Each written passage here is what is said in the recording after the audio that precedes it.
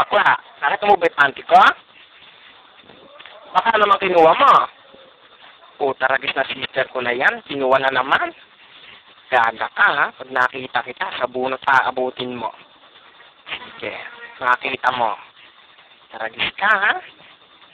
Di mo pa talaga nakita yung panty ko? Baka maaway kay sister ko nang walang dahilan.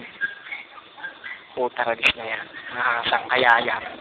Baka dinojoke mo lang ako. Tinago mo yun. Ayan, ha? Huli ka.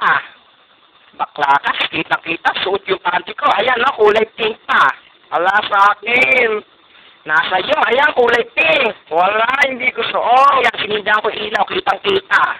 Ay, ayan na ako.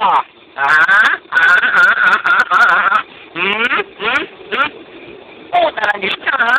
Ayan, huli ka tayo. Bitawan mo ako. Sige. Sige. Ayan, bitawan mo ako.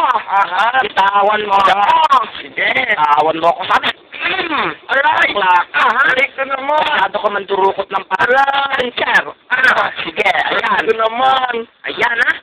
Aray, hindi ka pang nalalaman dyan. Aray, hindi ka pa. Aray, ayakunan mo ng biwag. Ayan. Sige, aray ko naman. Kala mo, laging, aray, hindi ko nahuli sa panty ko, ha? Ayan, aray ko. Bakla ka. Mandurukot ka ng aray ko. Sir, bimakay ako. Aray. Panalo ko. Nakuha ko, panty. Akin na yan. Yung panty ko. Akin yun na. Yung panty ko. Akin nga yun. Yung panty ko. Akin yun, binili ko yung kahapon eh.